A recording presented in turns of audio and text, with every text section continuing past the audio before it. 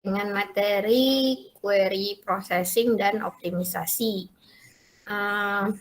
Materi kita ini apa ya istilahnya sangat penting. Kenapa? Terutama kalau kalian nanti bekerja sebagai software engineer yang akan banyak terlibat dengan apa ya istilahnya ya, dengan pembuatan sistem yang melibatkan basis data, maka kuliah kita pada hari ini tuh penting. Kenapa? Ya supaya nanti suatu kalian membuat suatu query, ya query-nya itu tidak apa namanya ya, tidak memakan resource yang terlalu banyak. Jadi intinya kita menghemat resource dengan melakukan proses optimisasi query. Nah, tadi ada yang bertanya, ada yang raise hand tadi ya, Nadira. Kalau memang ada yang ditanyakan atau ada masalah apapun, silahkan langsung ditanyakan. Kepada yang lainnya juga silahkan jika ada yang masih kurang jelas, boleh langsung ditanyakan.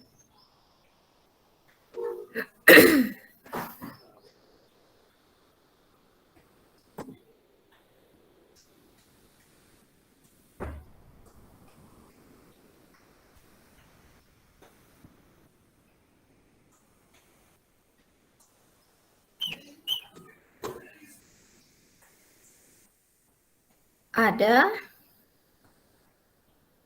Kita terdiam semuanya. Bu, saya izin bertanya, Bu.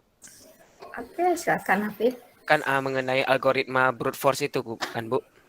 Ya. Nah, algoritma pada select kan ada salah satunya memakai brute force, Bu, kan? Nah, itu kalau Ya. untuk contoh query SQL bagaimana, Bu? Jika kita menggunakan algoritma brute force. Brute force, oke.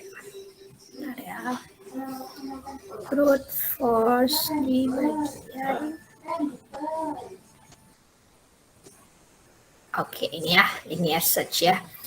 Nah, algoritma brute force ini mungkin kalau apa ya istilahnya di semester lalu dan semester ini mungkin belum dipelajari ya terkait dengan algoritma karena memang mata kuliah algoritma dan pemrograman itu baru di semester struktur data dan algoritma baru di semester depan. Nah, jadi algoritma brute force ini apa ya? Istilahnya kita memaksa ya, jadi sesuai dengan katanya ini brute itu kan kalau kita artikan kasar ya, jadi force itu memaksa, jadi memaksa secara kasar apa istilahnya dari sisi arti harfiahnya ya, arti kata-katanya, berarti kita memaksanya itu secara kasar, kita paksa.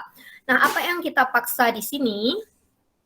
Jadi yang kita paksa ini misalnya kita memiliki apa namanya data ya, jadi ada data sekitar 1000 data misalnya. Nah, jika kita menggunakan algoritma brute force, salah satunya yaitu contoh pemanfaatan algoritma brute force ini pada linear search. Nah, kenapa linear search ini dikatakan brute force?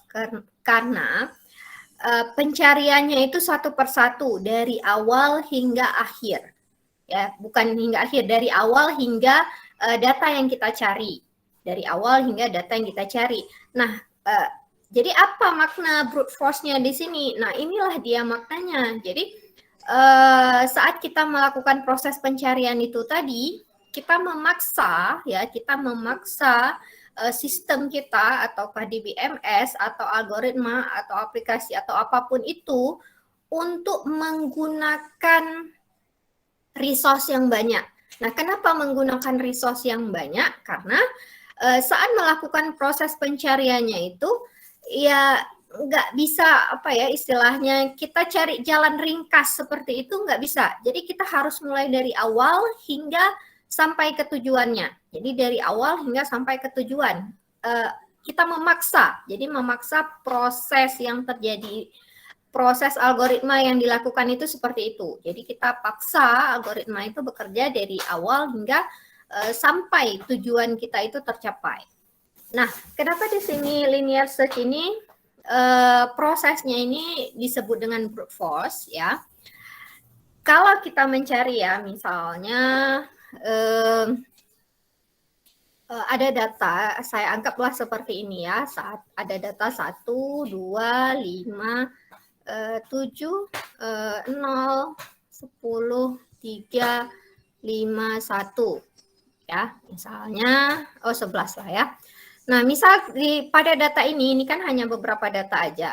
Nah, misalnya pada data ini kita ingin mencari data 5 misalnya. Jadi kita ingin mencari data yang 5. Nah, apa yang kita lakukan di sini, karena kondisi datanya ini tidak dalam kondisi terurut, ya kita nggak, apa ya, istilahnya, mau nggak mau, ya, karena datanya itu tidak terurut, mau nggak mau kita memaksa program yang kita buat itu mencari satu persatu dari awal hingga ke akhir. Bukan hingga ke akhir ya, hingga tujuannya. Ya, jadi kalau misalnya seperti ini, kita cari tadi 5 ya. Berarti dari awal kita cari dulu data yang pertama apakah betul 5? Bukan. Data kedua apakah betul 5? Bukan. Data ketiga apakah betul 5? Betul. Nah, jadi pada pencarian ketiga kebetulan langsung ketemu. Jadi waktu kita menguji data yang ingin kita cari itu, waktu pengujian ketiga langsung ketemu. Nah, misalnya yang kita cari itu adalah 11 misalnya. Ya, jika kita mencari data 11. Nah, apa yang kita lakukan? Sama juga seperti tadi, kita memaksa algoritma kita itu melakukan proses pencarian secara linear. Linear itu sequential ya, satu persatu dari awal hingga sampai tujuan. Jadi di sini kalau kita cari 11, yang pertama di sini 1, bukan. 2, bukan juga. 5, bukan. 7, bukan. 0, bukan. 10, bukan. 3, bukan. 5, bukan. Sampai yang terakhir adalah 11. Maka berapa kali kita melakukan proses pengujian di sini? 1, 2, 3, 4, 5, 6, 7, 8, 9. Ya, di sini kita malah mencapai sampai batas atasnya ya, maksimalnya. Jadi maksimalnya itu biasanya sejumlah data. Jadi kalau datanya di sini ada 1, 2, 3, 4, 5, 6, 7, 8, 9, ya berarti maksimalnya kita mencapai yang batas atasnya, sejumlah data, yaitu 9. Nah, di sini yang kita katakan, apa namanya ya, algoritma brute force ini dia memakan resource yang banyak. Nah, kenapa resource yang banyak? Ya, karena kita nggak ada cara lain. Jadi istilahnya nggak ada jalan lain, mau nggak mau kita harus melakukan seperti itu dari awal hingga tujuan tercapai. Nah, nanti akan ada jenis algoritma lainnya lagi, misalnya greedy. Nah, kalau yang algoritma greedy ini, ya, ini lebih memakan resource lagi. Nah, kenapa jenis algoritma yang greedy algorithm ini lebih memakan resource? Karena biasanya kalau yang dikatakan greedy algorithm, itu pasti akan banyak menggunakan loop. Nah, ya, kalau kita pakai loop itu pasti resource yang akan kita gunakan itu sangat banyak. Kenapa? Karena waktu melakukannya ya, proses untuk melakukannya itu akan kita lakukan berulang-ulang terus. Nah, ini udah yang lain ya, ini udah cerita yang lain. Nah, tapi makna daripada brute force dan salah satu implementasi daripada algoritma brute force ini ya pada linear search. Jadi kalau kita mencari data, di mana data itu kita cari dari awal hingga sampai data itu kita temukan, ya kita memaksa algoritma tadi mencari dari awal hingga tercapai data yang kita mau tadi, ya. Nah, itu yang kita sebut ya sebagai brute force. Nah, ini saya bandingkan ya antara A1 dengan A2 ya. Nah, ini yang pertama yang saya tunjukkan tadi adalah linear search atau sequential search, sama saja. Maknanya kita satu persatu ya. Nah, ada pencarian yang kedua yang kita sebut sebagai binary search. Nah, kalau pada binary search ini syarat utamanya itu data dalam kondisi terurut. Nah, kalau misalnya data yang kita miliki tidak dalam kondisi terurut, maka proses pertama yang harus kita lakukan adalah sort dulu, urutkan dulu. Ya, jadi kita urutkan terlebih dahulu, apakah itu kecil ke besar, besar ke kecil, walaupun biasanya kondisi biasa itu biasanya yang defaultnya itu adalah kecil ke besar ya. Nah, jadi pada binary search ini proses yang pertama kita lakukan sort. Kalau data sudah terurut, sudah tersort, nah maka kita bisa melakukan proses binary search. Nah, kalau binary search ini ya proses pencariannya ini lebih cepat ya. Nah, ini nih saya bandingkan ya. Jadi dengan data yang sama, kita urutkan dulu. Berapa nih yang paling kecil? 0 ya. Ya, 0. Kemudian 1, kemudian 2, apa lagi? 3,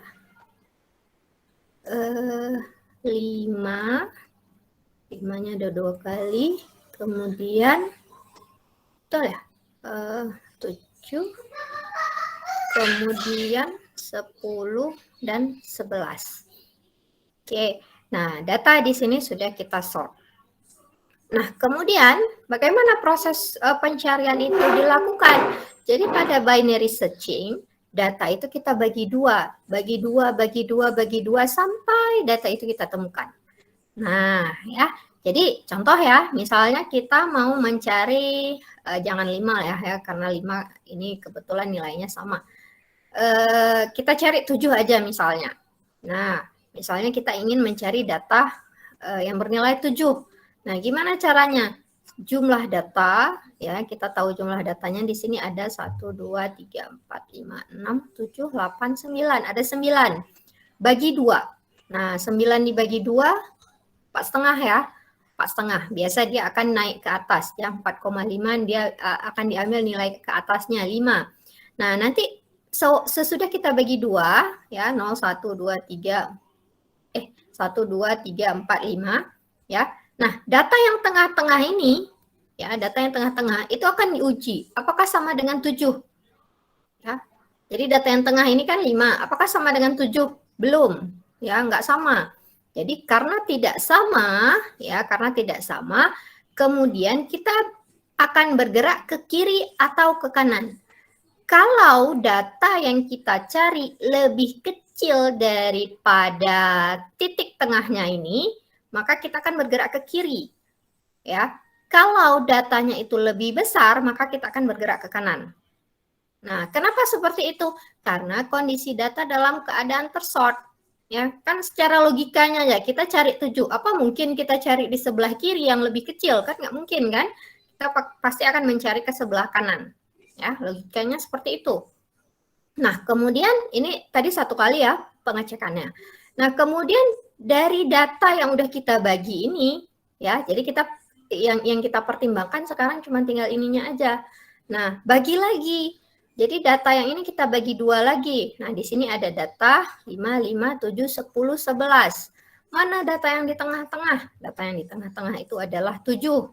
Cek lagi, ya, cek lagi. Apakah 7 itu sama dengan 7? Betul. Langsung ketemu. Jadi bandingkan ya, berapa kali kita melakukan pengujian di sini. Di sini kita hanya menguji sebanyak 2 kali. Kalau kita melakukan linear search, kita kalau dapat di awal ya alhamdulillah lah istilahnya ya, ketemu langsung. Tapi kalau dapat di akhir kan memerlukan pengujian yang sangat banyak. Misalnya kalau yang ini aja 7, berarti kita uji 1, 2, 3, ada 4 kali. Kalau ini cuman 2 kali saja. Ya. Jadi proses select pada di BMS ini dia akan menggunakan banyak algoritma sebetulnya. Jadi kenapa dia menggunakan banyak algoritma? Karena select ini kan kita memilih ya. Select itu pilih. Kita pilih data sesuai keinginan kita. Nah, saat kita memilih, kita akan melihat data seperti apa yang kita pilih.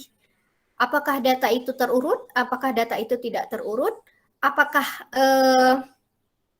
istilahnya data yang kita pilih itu salah satunya adalah primary key, ya primary key maknanya kalau udah dibilang primary key kan berarti beda ya antar satu data dengan data yang lain pasti nggak akan ada yang sama. Nah Apakah data yang dicari itu primary key ataukah kita udah buat index untuk primary key-nya. Nah, jadi setiap proses select yang kita lakukan ya, itu akan menggunakan algoritma tergantung kondisinya. Nah, kondisinya itu seperti apa? Jadi ada beberapa pilihan. Nah, pilihan-pilihan inilah yang udah saya jelaskan pada video yang saya share kemarin. Sudah bisa dipahami, Hafiz?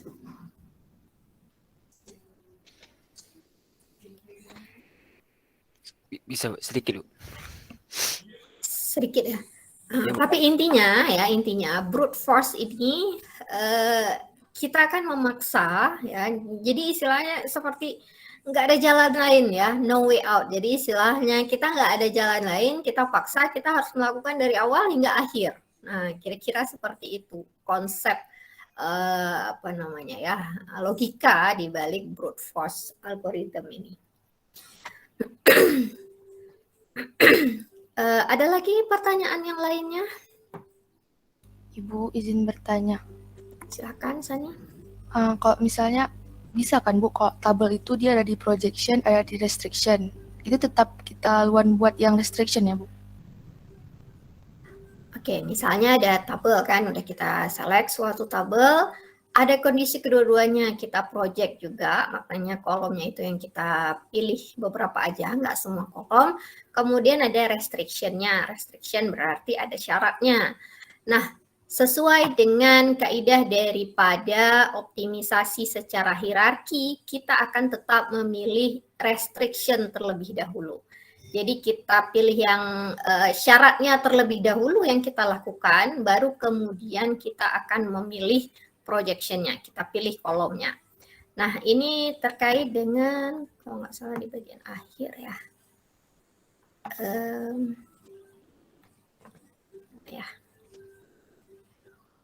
Ini dia ya. Aturan tambahan, lakukan restrict sebelum projection. Jadi usahakan kita melakukan proses restriction sebelum kita melakukan proses projection. Kenapa seperti itu? Karena saat kita melakukan restriction, ya maknanya restriction ini kan sifatnya itu horizontal, ya kan? Pada basis data kita udah belajar kan, yang kita proses select ini kan sifatnya horizontal. Jadi maknanya kita akan memilih baris-baris sesuai dengan kondisi yang memenuhi syarat daripada where-nya itu. Nah, jadi dari baris-baris yang udah kita pilih, misalnya awalnya itu ada 1000 baris, ya tabelnya itu memiliki 1000 baris. Sewaktu kita restrict, nah yang memenuhi itu mungkin hanya sekitar 50 baris aja. Ya, 50 baris saja. Nah, dari yang 50 baris tadi, barulah kita melakukan projection. Jadi kita pilih, projection itu kan kolom yang kita pilih. Jadi dia bekerja secara vertikal ya. Jadi dia bekerja secara vertikal. Nah, bandingkan ya, kalau projection-nya dulu yang kita lakukan. Nah, misal sama dengan kasus seperti tadi, ada 1000 record data, ya 1000 baris data.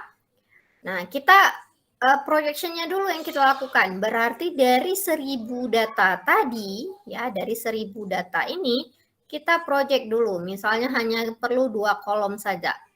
Ya, 2 kolom. Nah, dari data 2 kolom ini, barisnya masih 1000. Ya, jadi barisnya itu masih 1000. Nah, jadi dari baris 1000 tadi baru nanti kita lakukan restriction sehingga nanti terhasil 50 data saja. Nah, bandingkan dengan yang tadi. Jika kita melakukan restriction, ya, pertama, maka dari awal kita udah langsung mengurangi jumlah data menjadi 50. Kalau kita lakukan projection, kita tidak mengurangi jumlah data secara horizontal, tapi kita mengurangi jumlah data secara vertikalnya, di mana barisnya itu masih tetap sama, hanya kolomnya itu yang udah berkurang. Ya, Nah, maknanya apa? Jumlah data yang perlu kita cari, ya jumlah data yang perlu kita cari, lebih sedikit yang ini dibandingkan yang ini. Jadi lebih sedikit yang restriction-nya duluan, baru kemudian projection. Nah, dibandingkan dengan kita lakukan projection dulu, baru kemudian kita restrict. Mungkin biar nampak kita lihat contohnya ya. Contohnya yang ada di slide ini mana ya?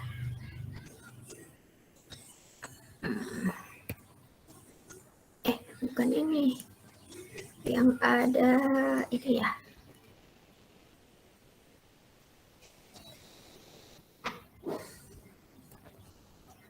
Ini ya. Nah, misalnya kita cari select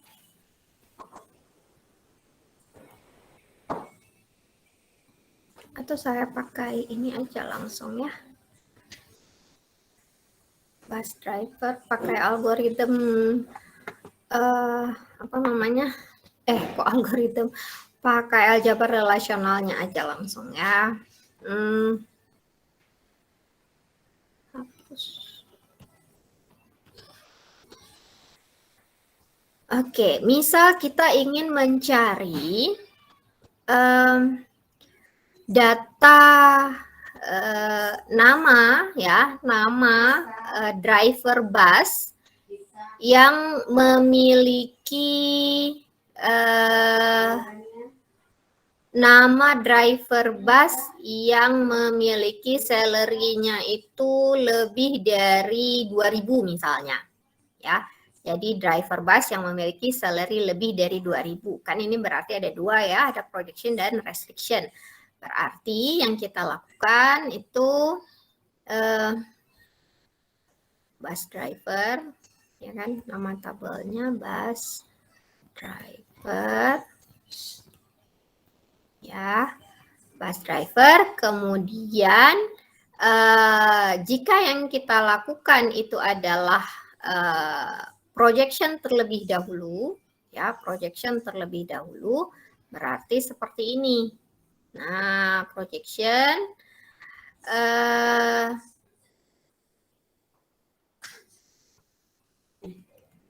ya seperti ini. Nah, karena kita memerlukan data salary, kenapa kita perlu data salary? Karena syarat yang kita gunakan di sini adalah data salary. Ya, data salary. Jadi, kita tetap harus memilih BD salary. Nah, kenapa kita tetap harus memilih salary di sini? Karena nanti akan digunakan saat kita melakukan restrict. Jadi, BD name, kemudian BD salary. Oke. Nah, barulah kemudian, ya, ini istilahnya ini dilakukan dulu, ya, ada buka kurungnya. Baru kemudian kita lakukan restrict, di mana BD salary-nya ini lebih sama dengan 2.000. Nah, kira-kira seperti ini. Nah, apa maknanya di sini? Di sini kita melakukan proses projection terlebih dahulu, baru kemudian kita restrict. Nah, proses yang terjadi itu seperti apa? BD name, BD salary pilih dulu. Jadi ini kita akan pilih kolom ini dan kolom ini. Jadi ada dua kolom. Ada dua kolom, yaitu BD name sama BD salary. Nah, maknanya apa di sini? Memang sudah berkurang, hanya 2 kolom saja, tapi barisnya masih tetap, yaitu sejumlah 4 baris. Ya, sejumlah 4 baris. Kemudian barulah dari 4 baris yang tadi, ya, barulah dari 4 baris tadi kita akan mencari yang salary-nya lebih atau sama dengan 2.000. Baru nanti dari data yang kita dapat ini, nah ini kan istilahnya data projection yang baru kita cari salary-nya itu mana yang lebih dari 2.000. Nah, kita akan lakukan satu persatu nih. Kenapa kita lakukan satu persatu? Karena di sini kan nggak ada primary key. Ya, kalau ada primary key, kita bisa melakukan, kita bisa pakai index. Ya, kita bisa pakai index ataupun kita bisa pakai binary search. Nah, tapi karena nggak ada, maka apa yang terjadi? Kita otomatis terpaksa melakukan brute force, ya, linear search. Berarti kita cari satu persatu. Data yang pertama, ya, selerinya apakah lebih dari 2000? Tidak. Data yang kedua lebih dari 2000? Tidak juga. Data yang berikutnya apakah lebih dari 2000? Tidak juga. Data yang berikutnya lebih dari 2000? Betul. Nah, baru ketemu yang terakhir. Nah, sesudah ketemu yang terakhir, nah ini kan udah ketemu nih datanya. Nah, yang kemudian yang kita perlukan hanya name-nya saja. Ya, hanya name-nya saja. Berarti di luar kurungannya ini, berarti kita tambahkan apa lagi? Bus driver, ya, BD name. Nah, baru yang kita pilih terakhir adalah hanya kolom namanya saja. Nah, ini kalau projection-nya terlebih dahulu. Sampai sini dulu bisa dipahami? Bisa. Oke. Nah, berikutnya kalau sebaliknya ya, kita restrict terlebih dahulu, maka jadi bus driver,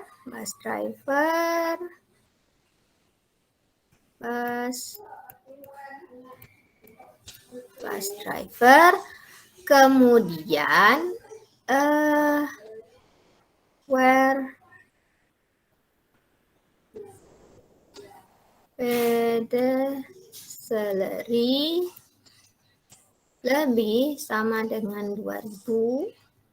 Ya, jadi ini dulu yang kita lakukan. Nah, sesudah ini kita lakukan, baru kemudian kita lakukan projection bus driver. Kita pilih hanya BD name-nya saja. Nah, seperti ini ya.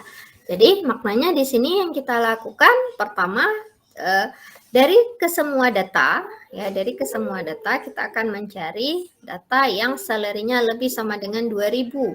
Nah, ketemu nih. Nah, ketemu langsung datanya di sini.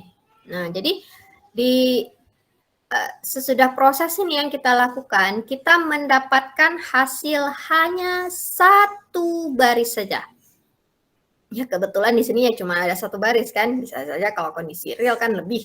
Nah, di sini kebetulan hanya ada satu baris saja.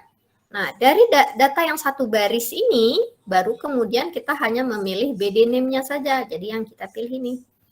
Nah, bayangkan dengan tadi, ya bayangkan dengan tadi kita masih banyak tuh, setiap barisnya itu masih ada. Jadi jumlah barisnya masih sejumlah baris yang ada pada tabel tersebut. Nah, baru nanti dicari satu persatu. Nah, kalau seperti ini ya, kita memang mencari satu persatu juga, tapi data itu langsung ketemu. Nah, data yang kita cari itu langsung ketemu, di mana datanya ini ya kita pilih, kita asingkan lah ya. Jadi yang data yang ketemu itu saja yang akan kita pertimbangkan sewaktu kita memilih proses projection-nya. Ya, jadi makanya disarankan kita melakukan restriction terlebih dahulu, baru kita melakukan proses projection. Baik, bisa dipahami semuanya? Bisa, Bu. Terima kasih banyak. Oke, ada lagi pertanyaan yang lain?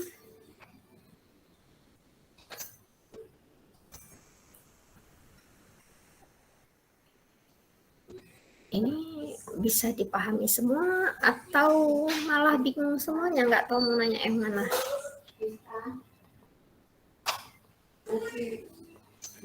Nah, masing-masing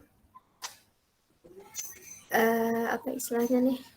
Setiap query ini ya ada algoritmanya masing-masing. Jadi beda-beda, dia akan tergantung keperluannya. Jadi mana yang terbaik? Nah, kita pilih mana yang terbaiknya itu seperti apa. Nah, makanya minggu lalu saya ada menjelaskan tentang indeks. Jadi saya jelaskan indeks dulu supaya nyambung kemari. Nah, kenapa indeks tadi itu diperlukan? Karena dengan adanya indeks kita mengurangi jumlah data saat kita mencari data yang kita perlukan. Ya, jadi istilahnya karena kalau udah ada indeks kita langsung hanya perlu mencari di bagian indeksnya saja. Ketemu di bagian indeks, kita langsung mengambil data yang ada pada tabelnya. Jadi kita tidak mencari pada tabel, tapi kita melakukan proses pencarian pada indeks. Sesudah indeksnya ketemu alamatnya, langsung cari data pada alamatnya itu tadi. Ya. Jadi apa istilahnya ya? Semua materi ini memang kesannya itu sifatnya konsep ya, tapi sebetulnya konsepnya ini sudah diimplementasikan di dalam DBMS dan harapannya saat kalian menggunakannya, jadi istilahnya seperti ini, waktu melakukan query nggak hanya sekedar query nulis-nulis saja pokoknya hasilnya itu dapat seperti itu, nggak seperti itu juga. Jadi gimana caranya supaya data yang kita inginkan itu dapat ya sesuai dengan tujuannya dan dalam waktu yang sesingkat-singkatnya. Jadi itu tujuan kita ya, dalam waktu yang singkat. Makanya kita menggunakan indexing. Nah, makanya kita perlu mempelajari materi terkait dengan query processing dan optimisasi ini. Ya, supaya saat kita menulis query SQL itu optimize. Ya, yang dikatakan optimize ini bukan terbaik ya, bukan dikatakan bukan yang terbaik, tapi maknanya dalam waktu yang singkat itulah dia langkah yang terbaik. Ya, dalam waktu yang singkat itu waktu yang terbaik yang bisa kita dapatkan. Ada lagi pertanyaan?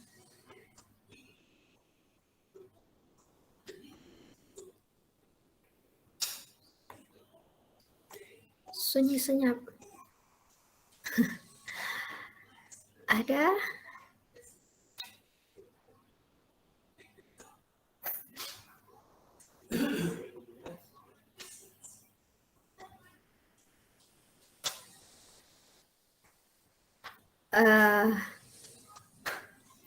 Proses ini paham kan? Proses optimisasi ini. Jadi optimisasi di sini ya sebetulnya itu ada beberapa langkah. Ada di sini ada langkah 1, 2, 3, dan 4. Tapi yang 3 dan 4 ini sifatnya udah langsung directly ke database-nya ya, udah langsung ke apa namanya eksekusinya istilahnya. Kode query-nya itu yang akan langsung dieksekusi. Nah, jadi yang kita pelajari ini, ya, konsep yang kita pelajari di sini yang langkah 1 dan 2-nya ini. Jadi langkah 1 itu maknanya kita lakukan pengecekan sintak dan sintaksis, kemudian terhasil aljabar relasional, dari aljabar relasional barulah nanti kita lakukan optimisasi.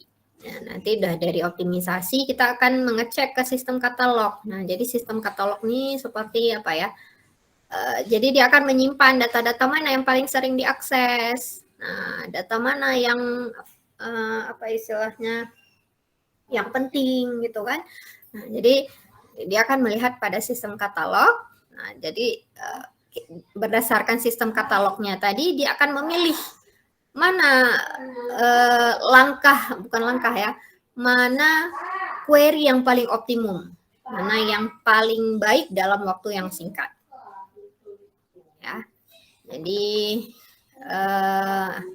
ini tahap 1-nya ya, terbagi ada pengecekan sintaks, semantik, casting query ke dalam bentuk representasi internal, kemudian tahap 2 itu nanti ada optimisasi heuristik, sistematis, dan pemilihan cheapest plan.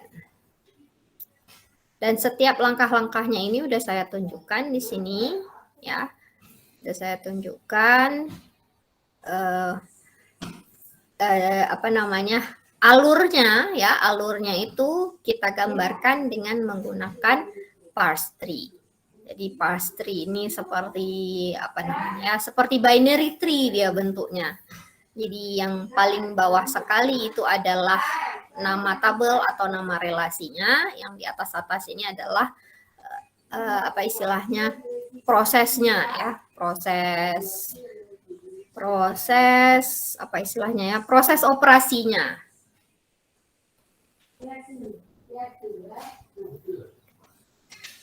Nggak ada yang nanya nih.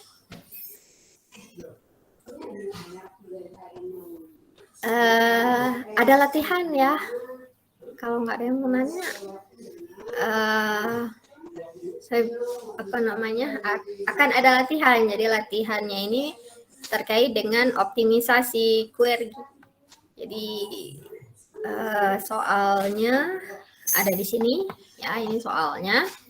Nah, jadi kalian tulis langkah-langkahnya ini, tulis query SQL-nya, kemudian konversi menjadi bentuk aljabar relasional, kemudian gambarkan pastrinya, kemudian gunakan aturan heuristik tadi ya untuk setiap langkahnya untuk mengurangi ukuran tabel.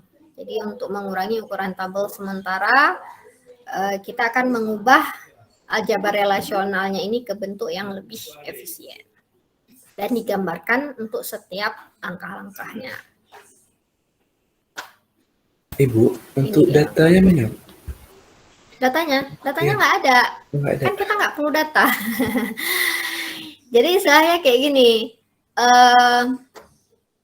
ini seperti kalian bermain-main sama web service. Nah, web service itu kita nggak bermain-main dengan datanya secara langsung, kan kita kita nggak melakukan update ke database-nya, tapi kita melakukannya itu seperti apa? Dengan menggunakan alamat tertentu. Nah, dari alamat tertentu nanti kita bisa mendapatkan datanya itu kita olah ya, kita proses. Nah, jadi ini seperti itu juga. Jadi yang diberikan di sini hanya tabel dan atributnya saja. Kan kita nggak perlu isinya itu seperti apa, bisa saja isinya banyak ya.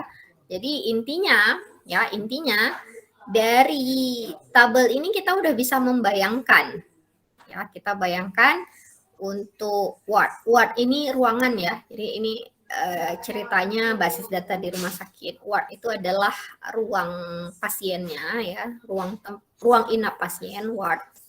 Nanti ada nomornya, ada name-nya. Kan biasa tuh kan kalau di rumah sakit umum kan ada seperti itu kan, ada nomor, ada nama ruangannya, kemudian patient-nya, nomor patient, nama, kemudian patient tadi itu dirawat di nomor ruangan yang mana, kemudian address patientnya itu di mana, kemudian surgeon ini dokter bedah, search number sebagai paramedikinya, identification-nya, kemudian ada name ya, nama daripada surgeon, kemudian operation itu berarti operasinya ya, proses operasinya. Nah, di mana di sini dia akan mengaitkan antara surgeon ya, antara surgeon dengan patient. Jadi kalau kita gambarkan ini lebih kurang dalam bentuk ya diagram, kira-kira operation itu kira-kira di tengah ya. Operation itu sebagai apa nih istilahnya? Apa nih yang bentuknya ini? Operasi proses apa? Udah lupa saya. Relasi ya. Relasi kan. Ini adalah tabelnya, entitasnya. Ini adalah surgeon. Ini ada patient. Ya, ada patient. Kemudian nanti patientnya itu berarti dirawat di ruangan yang mana? Ya, ward yang mana?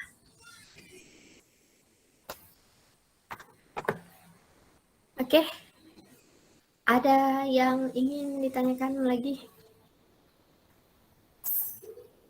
Jadi kalian buat bentuk pastrinya itu seperti ini.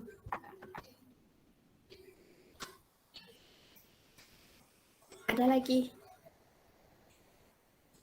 Padahal ini materi penting nih, kok ada yang mau nanya ya?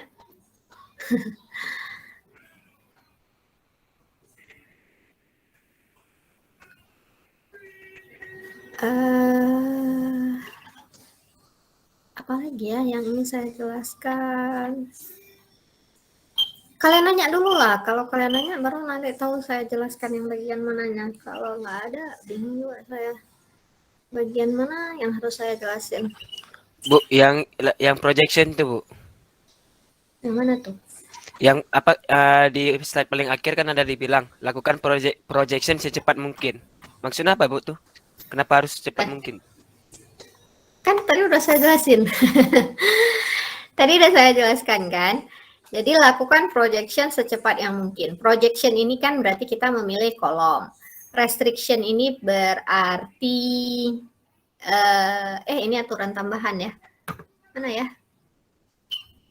Yang ini ya. Ini ya. Ini dia. Nah, lakukan projection secepat yang mungkin. Jadi maknanya ya mirip aja sih seperti yang tadi saya jelaskan. Jadi kita memilih kolom. Nah, misal ada tabelnya itu ada sekitar 10 atribut, berarti ada 10 kolom. Nah, tapi sebetulnya kita nggak perlu semuanya, yang kita perlu itu hanya 3 kolom saja. Nah, apakah perlu ke 10-10-nya itu kita lakukan, kita ambil semua 10 kolom tadi beserta data-data yang di dalamnya, kan itu istilahnya mubazir. Anggapnya seperti ini ya. Ya, kita menganggap misal ada tabel. Nah, tabel ada 10 kolom ini 1, 2, 3, ada kolom 4, 5, 6, 7, 8, 9, 10. Nah, kira-kira seperti ini ada 10 kolom. Nah, untuk 10 kolom ini misalnya ada baris 1, 2, 3 hingga titik-titik sampai ada 100 baris. Anggaplah seperti itu. Ya, ada 100 baris. Nah, bayangkan saat kalian melakukan proses pencarian, ya, saat melakukan proses pencarian, kalian mencari data dari awal hingga akhir. Berapa banyak data yang harus kalian pertimbangkan untuk dipindahkan ya dari hard disk ke memori? Dari 100 data ini ya, 100 baris data. Paham maksudnya?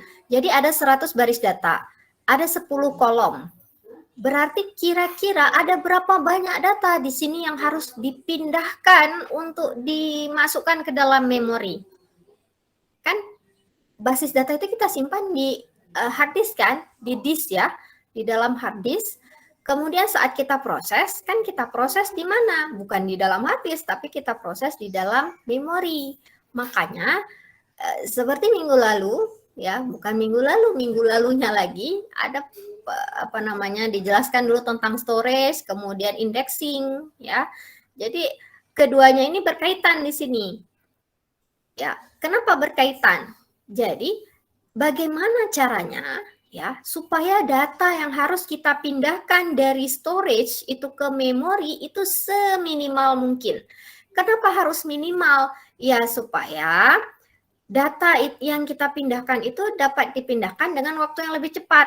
Nah, bayangkan misalnya kita ngangkut beban ya. Kita ngangkut beban sejumlah 10 ton. Nah, banyak kali 10 ton ya. 10 kilo lah misalnya ya, 10 kilo. Disuruh lari, kan mungkin proses larinya itu kan pelan-pelan, kan nggak mungkin lari, malah mungkin harus jalan. Nah, coba bayangkan misalnya kalau kita memindahkan hanya 1 kilo barang aja. Nah, apakah mungkin kita lakukan dengan berlari? Mungkin. Ya mudah ya, 1 kilo itu mungkin tas kalian isi buku atau isi laptop itu udah lebih malah dari 1 kilo. Dan itu mungkin dilakukan. Jadi apa maknanya di sini? Kita ingin ya, tujuan kita di sini kita memindahkan data dari hard disk ke memori seminimal yang mungkin, seperlunya saja.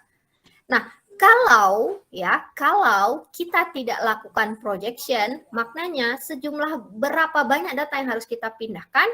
100 baris dikali dengan 10 kolom. Berarti kira-kira ada berapa nih? 100 dikali 10. Berarti kira-kira ada 1000. Nah, 1000 ini belum byte ya. Kan masing-masing ini nanti ada byte-nya lagi. Mungkin kolom pertama itu ada 3 byte, kolom kedua ada 50 byte, kolom ketiga ada berapa ya? 20 misalnya, kolom 4 dan seterusnya. Ini 1000 ini masih gambaran kasarnya aja. Ya, gambaran kasarnya. Sedangkan byte-nya itu harus dikali lagi untuk per kolomnya ini ada berapa byte. Nah, jadi ini 1000 ini adalah gambaran kasar. Nah, ini kalau kita tidak melakukan projection. Jadi maknanya kita harus mindahin sebanyak 1000. Nah, andaikan kita hanya perlu kolom ini saja. Jadi kolom 1, kolom 2, dan kolom 3 saja yang kita perlu misalnya. Kolom yang lain ini kita tidak gunakan di situ. Jadi kita hanya perlu kolom 1, 2, dan 3 saja. Jadi bagaimana caranya? Kita pilih dulu, projection dulu. Pilih dulu kolomnya, yaitu kita pilih kolom 1, kolom 2, dan kolom 3. Ya, baru sesudah kita pilih 3 kolom ini, ya, kita pilih 3 kolom, kemudian kita lakukan restriction. Nah, maknanya apa di sini? Jumlah data yang harus kita pindah ke memori itu udah berkurang. Kenapa berkurang?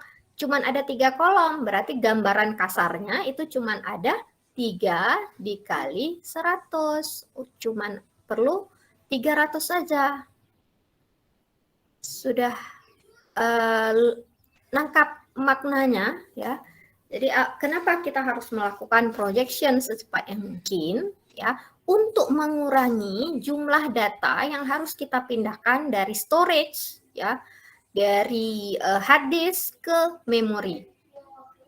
Jadi jika data yang dipindahkan itu semakin kecil, maka proses perpindahan datanya menjadi lebih cepat. Maknanya apa? Pengguna yang menggunakan aplikasi kita itu akan melihat data menjadi lebih cepat. Nah, seperti dulu ya, kalian udah angkatan berapa ya? Semester 3 ya.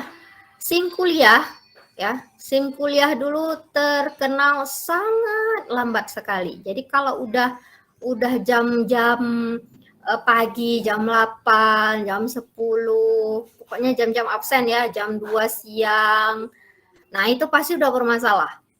Nah, pasti sering gagal ya, sering gagal kalau melakukan absen. Kenapa? Karena yang dulu itu seperti ini prosesnya. Jadi intinya saat kalian meload SIM kuliah ya, saat kalian melakukan absen, kan itu hanya ada button hijau tuh kan absen ya, absen. Nah, saat melakukan absen ini di bawahnya itu ada data-data semua mahasiswa. Nah, sehingga apa? Saat semua orang melakukan absen, maka data yang ini juga akan di-load. Paham maknanya di-load? Maknanya data yang ada di dalam sini itu akan dibaca dari database ke memori. Ada berapa orang yang absen SIM kuliah? Mungkin pada saat yang bersamaan ada sekitar 500 orang mungkin, atau malah lebih 500. Kayaknya pasti bakal lebih ya. Satu angkatan aja 3.000. Kita ada berapa angkatan? Anggaplah kalau 4 tahun berarti 3 kali 4 ada 12.000. Anggaplah yang kuliah bersamaan jam 8 pagi misalnya ada sekitar 3.000 misalnya. Bayangkan ya, 3.000 orang mengakses mengakses informasi yang sama. Ya, itu pasti akan memakan banyak resource sehingga sangat lambat. Nah, itu yang SIM kuliah yang dulu ya, lambat. Nah, sekarang udah diperbaiki. Apa diperbaiki? Yang bagian yang ini itu tidak ditampilkan lagi. Jadi, sewaktu kalian melakukan absen, ya itu hanya sekedar klik button, udah tersimpan.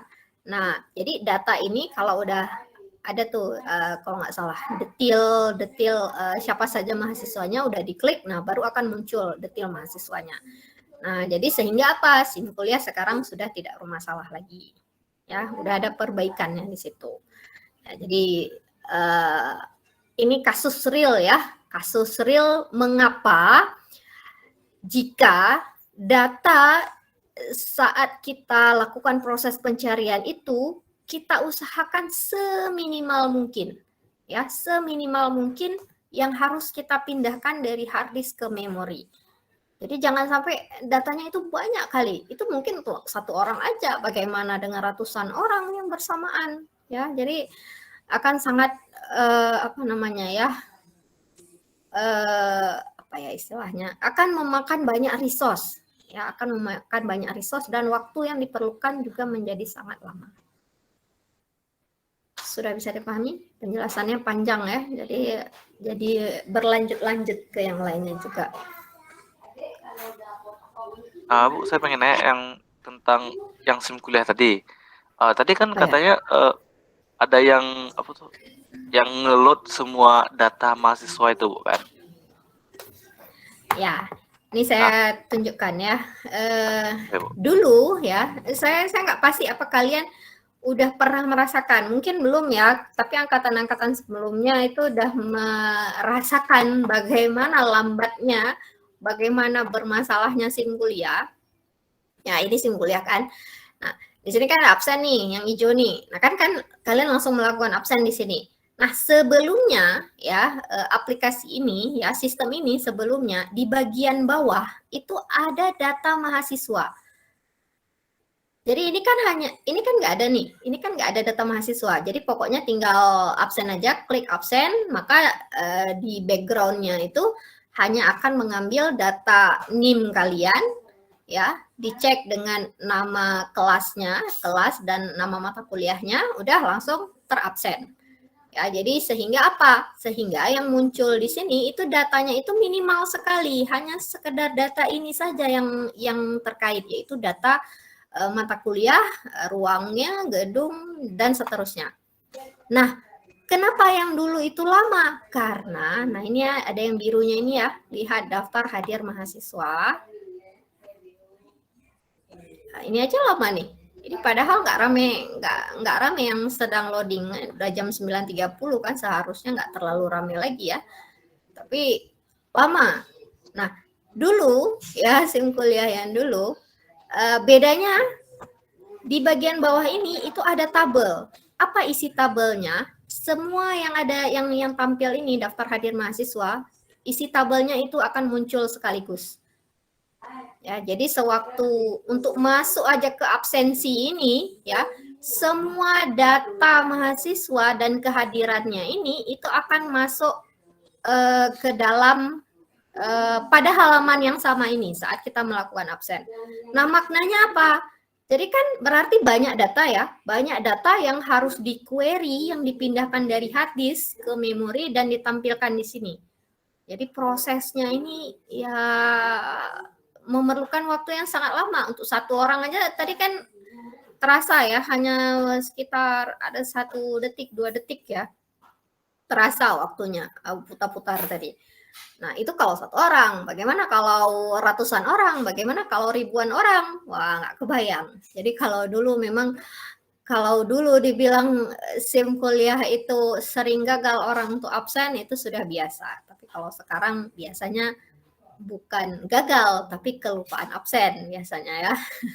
Jadi nggak gagal lagi, tapi lupa absen. Karena kelas kita gabung. Oke? Jadi bedanya apa? Ya itulah tadi ya, seperti saya jelaskan bedanya. Kalau yang versi dulu itu semua data itu di-load bersamaan oleh semua orang. Semua data yang di bawah ini itu akan di-load, dibaca, di-query dari hard disk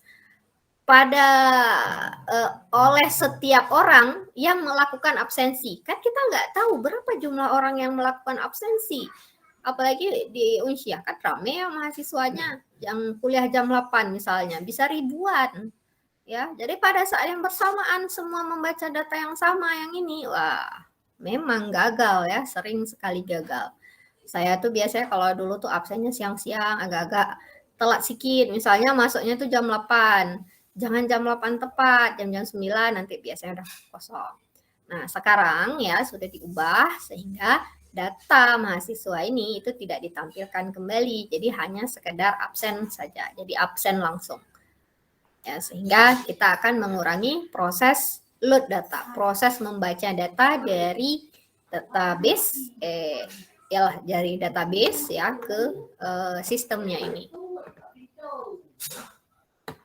Bu, untuk yang melihat ngecek kehadiran mahasiswa tersebut itu cuma berlaku SIM kuliah yang dosen kah atau semua yang user juga punya gitu?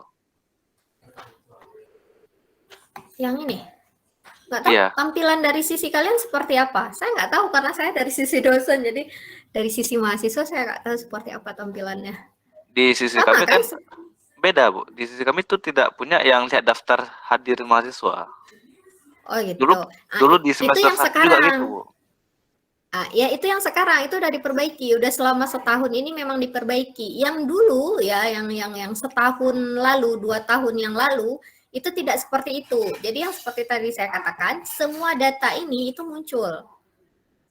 Itu, jadi semua datanya itu muncul sehingga sewaktu di loading dari database itu apa namanya lama ya, lambat prosesnya. Tapi bukan ketika kami semester 1 kemarin itu SIM kuliah itu kan udah versi terbaru kan. Tapi kenapa juga masih masih nggak bisa absen juga gitu, Bu. Jadi kadang-kadang kami absennya itu pas menit-menit terakhir untuk absen gitu batas waktunya. Semester 1 kayaknya memang belum berubah. Saya ingat semester sebelumnya tuh semester 2 kalian ya. Ya. Semester lalu. Saya ingat semester lalu udah berubah. Berarti saat kalian semester 1 itu belum berubah, masih yang versi lama. Jadi masih yang versi apa namanya? Resource-nya itu sangat banyak digunakan. Jadi makanya yang pengalaman kalian berarti ya pengalaman waktu semester 1 ya berarti udah mengalaminya juga ya. Udah mengalami bagaimana SIM kuliah ini pada awalnya itu sangat bermasalah sekali. Cuman karena kita apa namanya kuliah daring ya mau nggak mau ya inilah sistem untuk mendata perkuliahan kan. Tapi sebetulnya SIM kuliah ini sejak sebelum kuliah daring itu udah mulai dilakukan, udah mulai digunakan ya sekitar sempat dilakukan sekitar setahun baru kemudian kan pandemi kita mulai kuliah daring. Nah, jadi memang waktu kuliah daring istilahnya sistemnya itu udah ada, cuman ya kalau dulu dibantu dengan mengisi absensi manual, jadi nggak terlalu kerasa ya. Nah, waktu udah kuliah daring, semuanya pakai SIM kuliah langsung apa namanya bermasalah SIM kuliahnya, nggak sanggup untuk menghandle banyak pengguna sekaligus. Sama juga seperti e-learning, ya e-learning. Kalau dulu nggak ada masalah, ya aman. Makanya saya tuh udah lama pakai e-learning, nggak ada masalah. Saya gunakan untuk kuis online juga nggak ada masalah. Tapi sejak kuliah daring, waduh, ramai sekali ya penggunanya. Jadi terakhir mulai bermasalah ya. Jadi kalau udah jadwal kuliah itu seringnya udah nggak bisa akses lagi. Nah, akhirnya dilakukanlah restrukturisasi. Jadi database-nya itu dibuat terpisah-pisah. Kemudian ada sistem apa lagi ya, Pak Nizam bilang ya. Pokoknya intinya dari sisi background-nya ya, secara hardware-nya itu sedikit diubah, jadi akhirnya ya yang kalian lihat sekarang ini ya tidak ada masalah lagi dengan e-learning yang kita gunakan. Jadi e-learning ini adalah yang versi terbaru. Jadi e-learning versi terbaru dengan sistem di baliknya juga sudah dioptimisasi lah istilahnya ya, sudah diubah sehingga menjadi lebih cepat dan bisa menghandle banyak user sekaligus. Kalau dulu ya yang e-learning dulu 100 user aja itu udah nggak sanggup tuh, udah susah untuk login. Nah, tapi kalau sekarang saya sering pakai untuk ujian, sering juga untuk kuis berbarengan sampai sekitar 200-300 user sekaligus nggak ada masalah. Sudah berjalan dengan aman. Ya, jadi memang apa ya intinya ya kalian ya sebagai apa namanya ya programmer mungkin jadi jangan mikir codingnya aja, jadi di balik layarnya juga harus dipikir. Jadi secara hardware-nya, infrastrukturnya itu juga harus dipikir. Jadi gimana caranya supaya ya cepat ya. Jadi supaya data yang yang ingin kita cari itu bisa kita dapatkan secepat yang mungkin. Itu tujuan utama kita. Kan kita nggak mau yang lambat-lambat kan? Kita pasti mau yang cepat-cepat.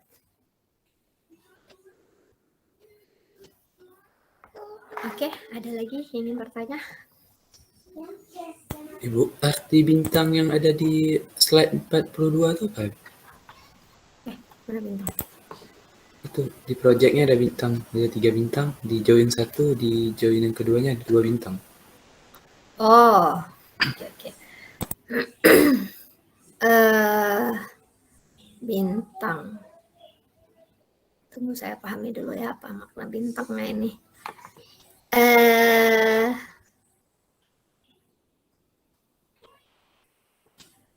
Ini terkait dengan projection.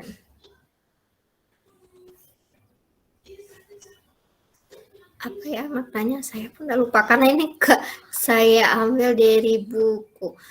Ini registration, cost, di restrict, kemudian join. Oh, paham. Nah, ini hanya sekedar untuk membedakan aja ya, untuk membedakan. Ini bukan berarti yang bintang pertama dulu yang akan dilakukan, tidak seperti itu. Jadi, ini hanya sekedar untuk membedakan aja ya. Yang join ini ya, join yang pertama yang 1 bintang ini join berdasarkan student number. Nah, yang join yang kedua itu berdasarkan cost number. Nah, kemudian yang terakhir ini adalah proses projection-nya. Jadi hanya sekedar membantu aja, nggak ada makna tambahan yang lain ya. Jadi maknanya hanya sekedar membedakan aja antara proses join yang satu dengan proses join yang lain. Ya, kan yang berikutnya nggak ada ya. Hilang ya bintangnya ya, karena itu hanya sekedar ininya aja.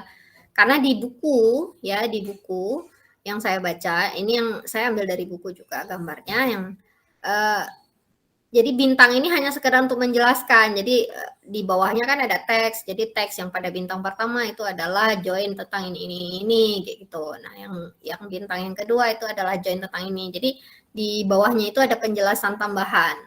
Nah, jadi di sini kesannya kok ada bintang gitu ya, penjelasannya mana? Ya, penjelasannya ada di buku.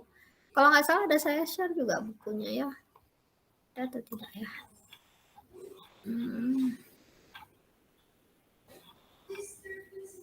Ada kayaknya e-booknya saya share. Ini dia. Ya, ini ada e-booknya. Saya share e-booknya. Bisa di-download kalau perlu.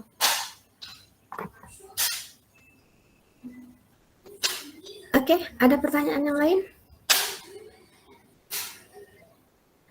Nah, kalau memang tidak ada pertanyaan, ya seperti tadi saya jelaskan, ada latihan ya. Jadi latihan yang di slide yang terakhir tadi, nah, kalian kerjakan, kemudian dikumpulkan di sini. Minggu depan nanti akan kita bahas. Ya, minggu depan kita bahas supaya persepsinya itu sama. Jadi kenapa nggak langsung kita kerjakan hari ini? Karena kalau kita kerjakan hari ini, saya aja yang bekerja, saya aja yang menjelaskan, sedangkan kalian nggak mencoba sendiri. Jadi di sini tujuan saya kalian coba sendiri dulu, ya, coba sendiri buat kayak gimana. Nah, baru minggu depan itu kita samakan persepsi lah istilahnya ya, supaya nggak ada yang tersilap lagi. Karena nanti ujian juga lebih kurang seperti ini juga soalnya. Ada lagi yang ingin bertanya? Ada. Oke lah, kalau memang tidak ada lagi pertanyaan, kelas kita pada hari ini saya akhiri di sini. Kalau memang masih ada yang ingin ditanyakan, boleh ditanyakan via WA pun nggak ada masalah. Ya. Assalamualaikum warahmatullahi wabarakatuh. Waalaikumsalam. Terima kasih, Bu.